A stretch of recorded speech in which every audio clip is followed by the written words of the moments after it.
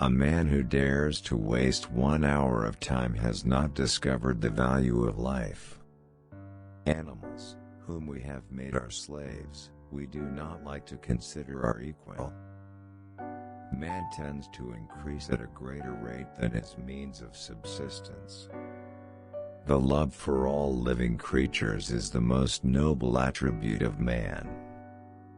My mind seems to have become a kind of machine for grinding general laws out of large collections of facts. I have tried lately to read Shakespeare, and found it so intolerably dull that it nauseated me. On the ordinary view of each species having been independently created, we gain no scientific explanation. A scientific man ought to have no wishes, no affections, a mere heart of stone. I am not apt to follow blindly the lead of other men. The mystery of the beginning of all things is insoluble by us, and I for one must be content to remain an agnostic. Intelligence is based on how efficient a species became at doing the things they need to survive. Blushing is the most peculiar and most human of all expressions. I love fools' experiments. I am always making them. The highest possible stage in moral culture is when we recognize that we ought to control our thoughts. This preservation of favorable variations and the rejection of injurious variations, I call natural selection or the survival of the fittest. One general law, leading to the advancement of all organic beings, namely, multiply, vary, let the strongest live and weakest die. If the misery of our poor be caused not by the laws of nature, but by our institutions, great. The survival of preservation of certain favored words in the struggle for existence is natural selection.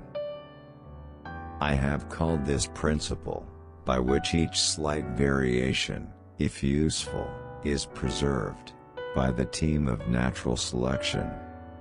Man tends to increase at a greater rate than his means of subsistence. To kill an error is as good a service as, and sometimes even better than, the establishing of a new truth or fact. A moral being is one who is capable of reflecting on his past actions and their motives, of approving of some and disapproving of others. It is not the strongest of the species that survives, nor the most intelligent that survives. It is the one that is the most adaptable to change.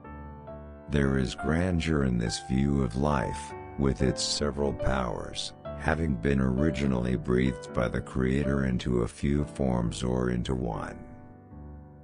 Besides love and sympathy, animals exhibit other qualities connected with the social instincts which in us would be called moral. Great is the power of steady misrepresentation. I see no good reasons why the views given in this volume should shock the religious views of anyone. Man selects only for his own good, nature only for that of the being which she tends. We stopped looking for monsters under our bed when we realized that they were inside us. What a book a devil's chaplain might write on the clumsy, wasteful, blundering, low, and horribly cruel work of nature. The mystery of the beginning of all things is insoluble by us, and I for one must be content to remain an agnostic. Man is descended from a hairy-tailed quadruped, probably arboreal in its habits. If the misery of the poor be caused not by the laws of nature, but by our institutions, great is our sin. I am turned into a sort of machine for observing facts and grinding out conclusions.